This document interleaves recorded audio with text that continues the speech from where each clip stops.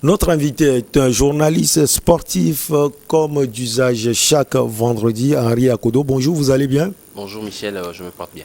Avec vous, nous allons parler de la Coupe d'Afrique des Nations au Cameroun ou au Qatar. Nous allons également parler de la Ligue européenne des champions sans Barcelone restée à quai, place au Grand 8 des huitièmes. Alors Henri Akodo, on commence donc par la Coupe d'Afrique des Nations. Incertitude à un mois du coup d'envoi de cette compétition. L'incertitude donc flotte toujours autour de l'événement.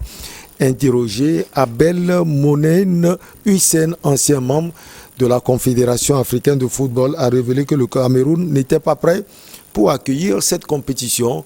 Pour vous, c'est une surprise, Henri Akodo, vous qui connaissez bien le Cameroun du sport.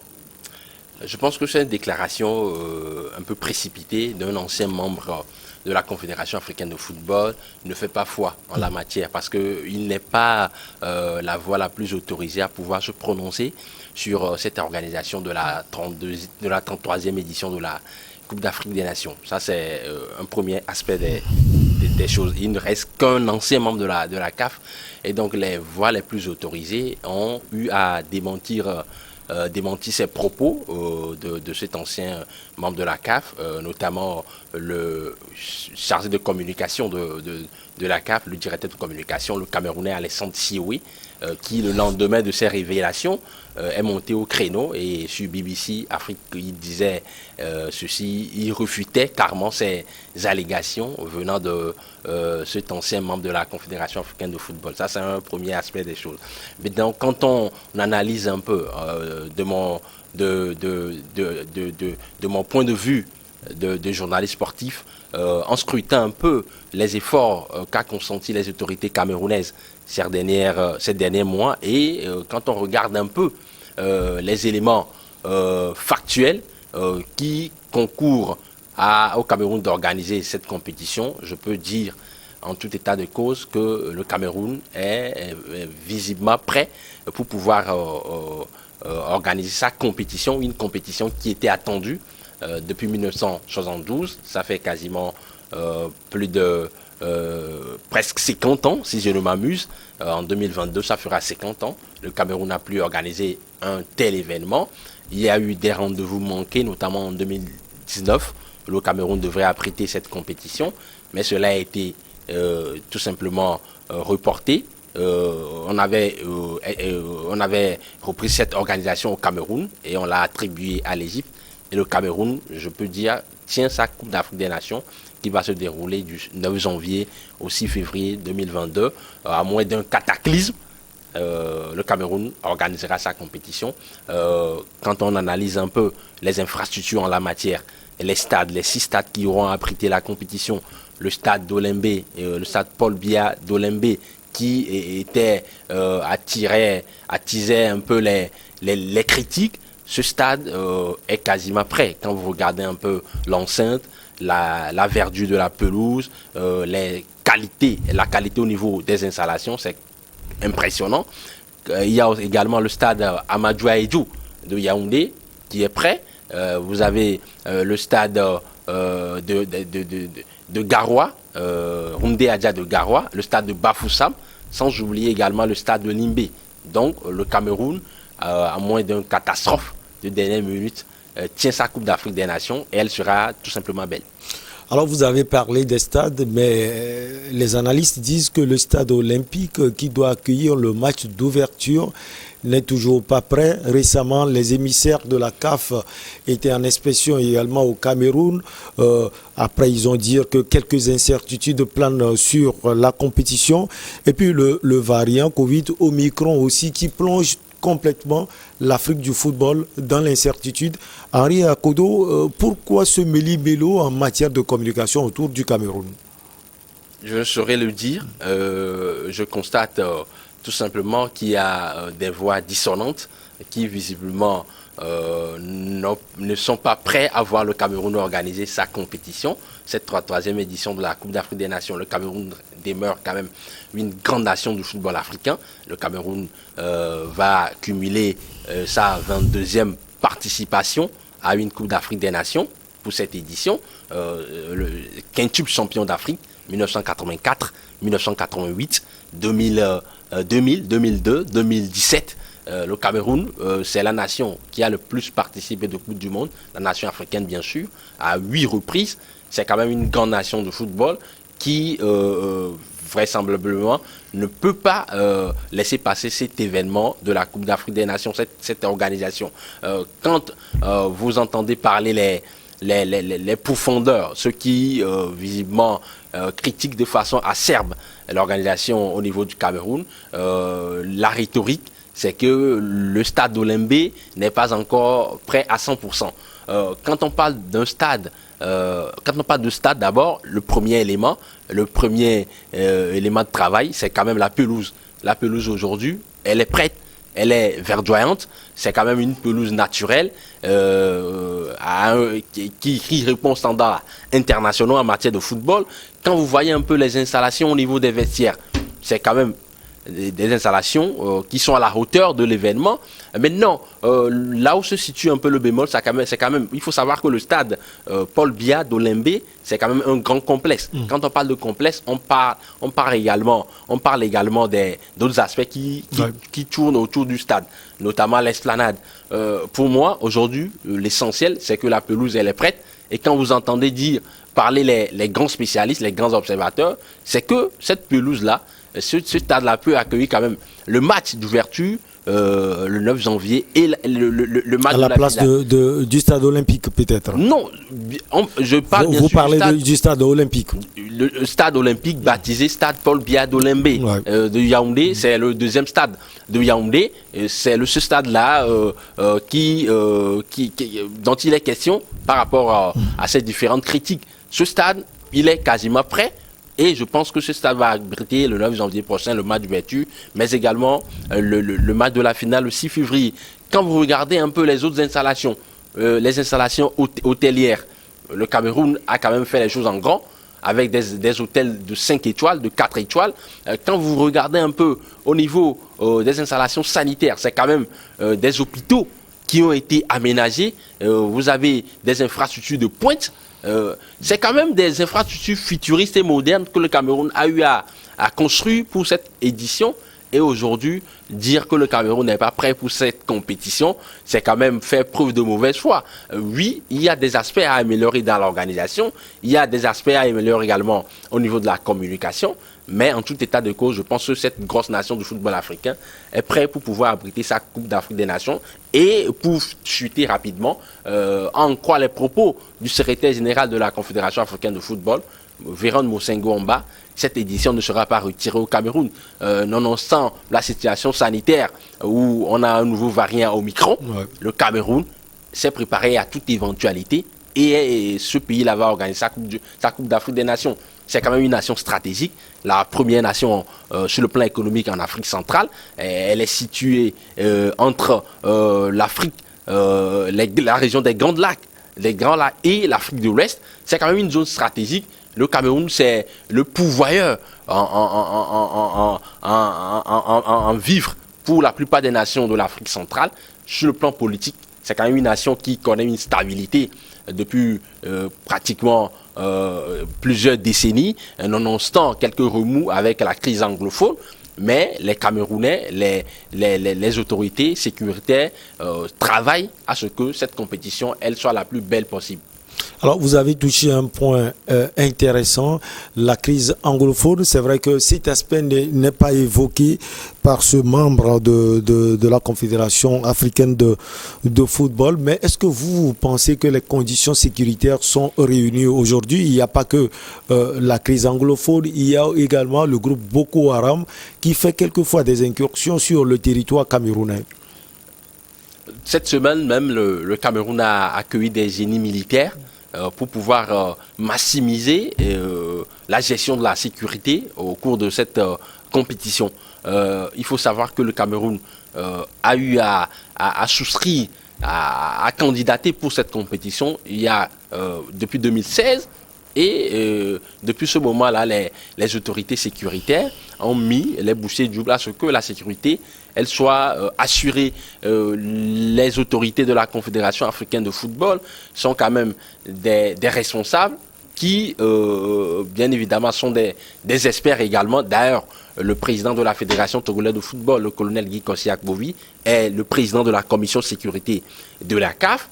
Il est un officier, bien évidemment, un gendarme. Et à ce niveau, je ne crois pas que les autorités de la CAF seraient aussi naïfs si elles n'ont pas eu des garanties nécessaires pour pouvoir aller organiser cette compétition dans ce contexte-là.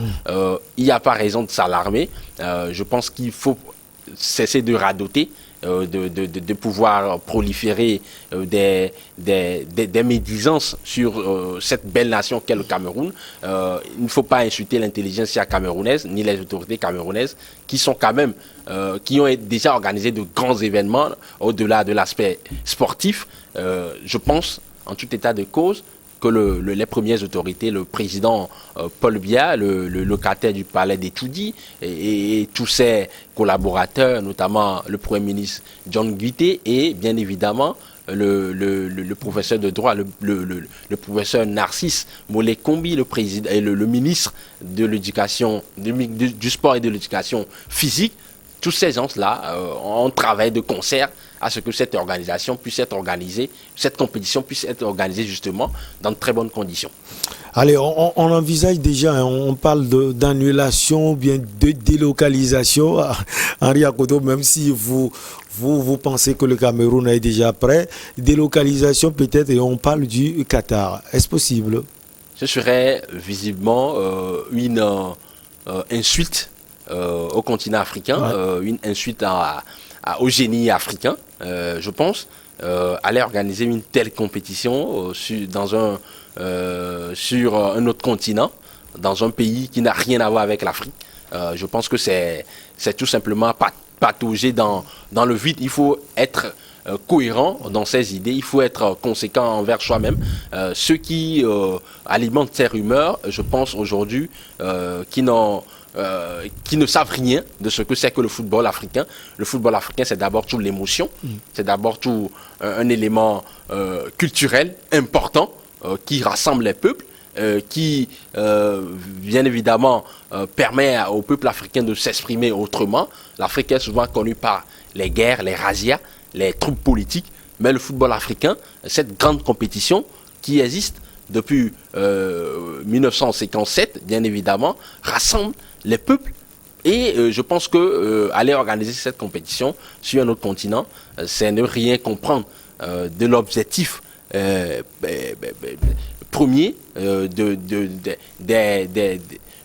j'allais dire, des précurseurs même du football africain, les premiers présidents de la Confédération africaine de football qui ont voulu que cette compétition soit une fête pour toutes les nations africaines. Donc je pense qu'il est très important aujourd'hui qu'on puisse cesser de patauger et de polémiquer sur l'inutile.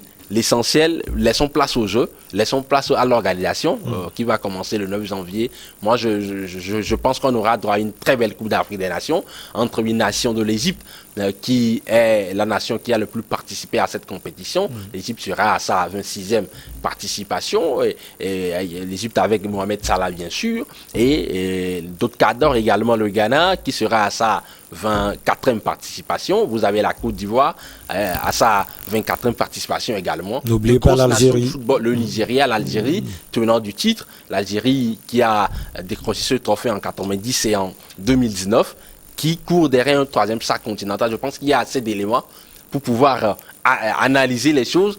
Analysons le jeu, analysons un peu les choses de façon objective et cessons de jeter de l'anathème sur ce pays qu'est le Cameroun. Allez, on va quitter le continent noir pour le vieux continent, le FC Barcelone, qui a déraillé lors de la phase de poule, a manqué le train de la Ligue des Champions, une première en 2 décennies. Les locomotives européennes attendent désormais le tirage des 8e de finale lundi. Alors le FC Barcelone, Henri Akodo, a joué contre le Bayern de Munich. On va analyser cette rencontre. Au finish, 3-0.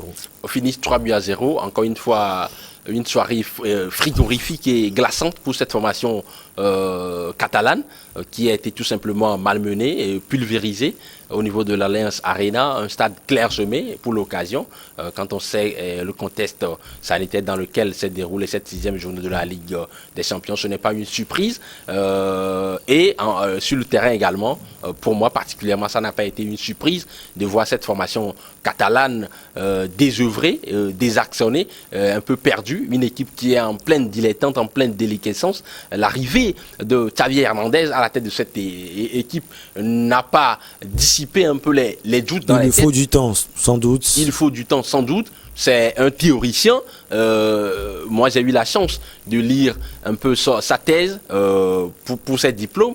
C'est quelqu'un qui pense le football. C'est quelqu'un qui veut imprimer une marque toute spéciale au jeu du Football Club Barcelone. C'est quelqu'un qui est un amoureux, ça on le sait, du football champagne tourné vers l'avant, avec beaucoup de redoublements de passes, avec cette insistance à pouvoir rogner le temps et de l'espace à l'adversaire, à garder au maximum le ballon et à perforer les lignes adverses. Mais il faut du temps pour pouvoir mettre ces belles idées en place. Et il faut également un effectif de qualité. Quand vous regardez un peu l'effectif du FC Barcelone aujourd'hui, c'est quand même un effectif qui n'est pas digne d'un tel club, d'un club de ce standing. On parle quand même d'un club qui a remporté à 5 reprises la Ligue des Champions. Je pense aujourd'hui que quand on regarde un peu les errements défensifs de cette équipe, les erreurs de placement d'un certain Gérard Piqué, qui n'est plus dans la fleur de son âge, quand on regarde un peu la carence, la pauvreté dans la production de jeu au milieu du terrain, que ce soit sur les sorties de balles où cette équipe se montre très frileuse, que ce soit sur l'aspect de la construction, de la créativité, de la profondeur. Quand on regarde un peu ces aspects-là, je pense qu'aujourd'hui que le FC Barcelone est à sa place. Et en face, c'était quand même une machine de guerre, le Bayern Munich, qui a fait un 6-6, malgré sa qualification avant cette rencontre. Le Bayern Munich a continué toujours pas à jouer. Ils ont lâché les chevaux, 3-0, notamment un but de Leroy Sané, un autre de Jamel Moussiala, sur une passe exceptionnelle d'un certain Alphonso Davies. Je pense aujourd'hui que cette formation du Bayern Munich est tout simplement en train de démontrer toute sa puissance collective et technique, et elle est une candidate sérieuse pour le titre à la fin, contrairement à OS Barcelone, qui vient d'acter sa descente aux enfers. Ça fait quasiment 21 ans que le FC Barcelone n'a plus connu cela. Et ça coïncide avec un titre du Real Madrid, c'était en 2000. Et justement, en cette année, le Real Madrid, avec des joueurs comme Raoul et Anelka, avait remporté la Ligue des Champions en battant justement le FC Valence 3-0.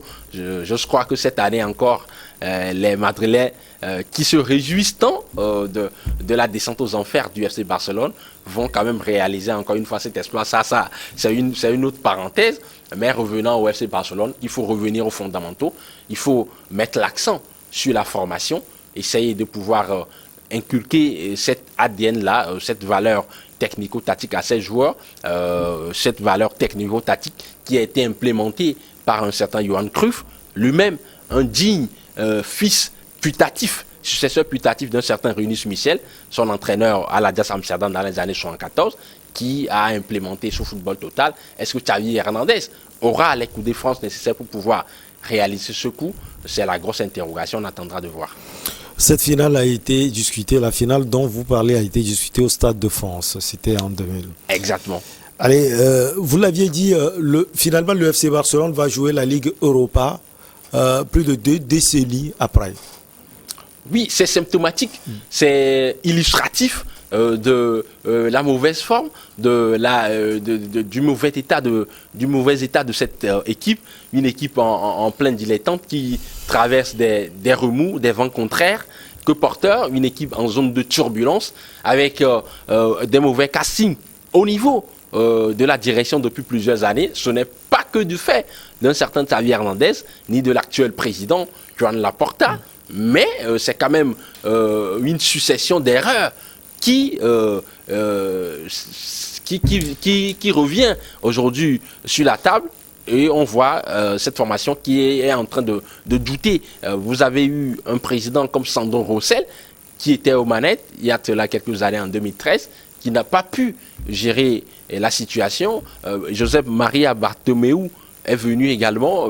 Il a essayé de pouvoir colmater les brèches, de pouvoir rafistoler, mais il n'a pas pu également. Une équipe qui est complètement décimée. Je pense que c'est toute la politique sportive du FC Barcelone qu'il va falloir revoir. Ça part du centre de formation de la Masia, à essayer de pouvoir régénérer, de permettre à ce centre de renaître à nouveau de ces centres, même si aujourd'hui vous avez des joueurs comme les Pedri, les Gavi, les Ansu Fati qui sont dans l'équipe. Ce ne sont que des minots et ils ne peuvent pas aujourd'hui donner la pleine plénitude de leur potentiel. Je pense qu'il est très important de revoir cet aspect des choses. Les finances également, parlons-en. C'est quand même une équipe qui a une dette de plus d'1 milliard d'euros. Ce n'est pas dans ces conditions-là que vous allez attirer des grands joueurs qui puissent apporter leur plus-value, leur valeur ajoutée au jeu du FC Barcelone. Donc, c'est une équipe qui est dans des problèmes. Les finances qui sont au rabais, les comptes d'apothicaire. Est-ce que le président Joan Laporta trouvera un peu la panacée pour pouvoir permettre à cette équipe d'inverser la tendance? C'est toute la problématique. Alors le tirage au sort, on parlait de cela, aura lieu lundi prochain. On peut s'attendre à quoi? C'est vrai qu'il y a des cadors. Manchester City également, Chelsea, il ne faut pas oublier l'équipe, le club anglais. Il y a d'autres, le Paris Saint-Germain, le Bayern de Munich et autres. Oui, ce sont des habitudes de la compétition. Vous avez une formation du Real Madrid, 13 fois vainqueur de cette compétition. Et habitué à cette compétition. Habitué à cette compétition, l'équipe la plus titrée dans cette compétition. En deuxième position, vous avez une formation comme le Bayern Munich qui a remporté l'édition à 6 reprises. Deux équipes qui sont en train de démontrer toute leur puissance, leur dynamisme en ce début de saison. Un Real Madrid qui est tout simplement époustouflant dans son jeu. Carlo Ancelotti a réussi à trouver un peu un équilibre collectif avec cette formation, avec des joueurs intéressants. Quand vous prenez un peu les prises de vitesse incessantes d'un certain Vinicius Junior, capable de pouvoir tout simplement, grâce à ses fréquences d'appui, de changer de direction en pleine course, fait très mal à l'adversaire. Il a corrigé l'efficacité devant les buts également. Il est capable de finir plat du pied, intérieur du pied. Il a toute la panoplie de la frappe. 9 réalisations pour l'instant en Liga, c'est exceptionnel. Il est intéressant également en Ligue des Champions. Un Karim Benzema exceptionnel. C'est une équipe qui est taillée quand même pour aller très loin dans cette compétition. À côté, le Bayern Munich, exceptionnel favori pour moi dans cette compétition cette saison. Encore une fois, le Bayern Munich d'un certain Julian Nagelsmann qui est arrivé avec ses principes, ses idées directrices également, et il est en train de les mettre en œuvre. Cette capacité à ressortir proprement le ballon, à faire face à la pression de l'adversaire, à ne pas se précipiter, à chercher les appuis intérieurs remises pour aller très loin. Beaucoup de projections rapides vers l'avant, avec des joueurs intéressants, notamment le jeune joueur Joshua Kimmich, qui avale les espaces. Il gère la gestion de la profondeur également, que ce soit sur les phases de transition défensive et offensive. Il est capable de transformer une action défensive en une action offensive. Devant, ça va très vite entre le punch de Kingsley Coman et la capacité d'orientation de Leroy Sané et bien évidemment l'efficacité et la frappe de but de Robert Lewandowski. C'est une formation qui a une palette large sur le plan offensif et cette équipe, elle ne me surprendra pas si elle va loin dans cette compétition et pour aller s'adjuger son 7e trophée. À côté, vous avez une formation comme Chelsea également, tenant du titre, il ne faut pas l'oublier, avec Thomas Tuchel, même si Chelsea passe par des moments... des zones de turbulence. Des zones de turbulence ces derniers temps avec des résultats qui n'honorent pas véritablement le rang de cette équipe. C'est quand même des choses qui arrivent. Une formation également qui est caractérisée par une maîtrise technique et collective, une solidarité défensive, avec de l'efficacité devant, elle peut faire très mal. Et parlons également de Manchester City, du professeur Pep Guardiola, qui... N'oubliez surtout pas Liverpool. Exactement, je veux en venir. Elle ne serait pas plus pressée que la musique, cher Michel. Man City, qui n'a jamais remporté cette compétition, nonobstant les qualités de cette formation avec des joueurs intéressants, une équipe qui a un collectif très huppé, avec ce souci-là de pouvoir user l'adversaire à travers une conservation de balles, et surtout, quand il s'agit d'écarter le jeu au maximum, ils sont prêts à le faire avec des élèves de débordement très puissants. Raheem Sterling, Riyad Mahrez, qui occupent les half space pour pouvoir véritablement pilonner et désactionner les blocs défensifs adverses.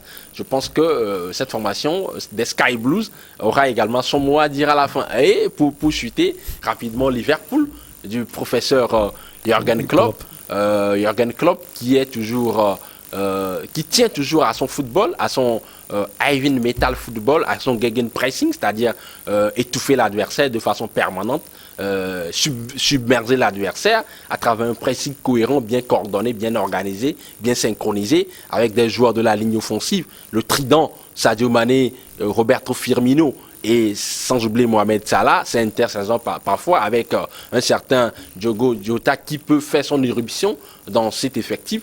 C'est quand même une équipe à craindre. Liverpool, 6 trophées à son actif dans cette compétition. Elle est capable d'aller chercher le 7e Graal cette saison, surtout avec une stabilité défensive retrouvée avec le retour d'un certain Virgil van Dijk qui déclenche le pressing, qui ferme les lignes de passe pour l'adversaire. Et tout ça, ça rend cette formation beaucoup plus forte. Merci beaucoup à vous, Henri Akodo. Que dis-je, maestro Henri Akodo. Merci. C'est moi. Allez, on va marquer la pause pour le journal. Derrière, on reçoit Aurus Donkovi et Adam Adjronou pour Regard Croisé.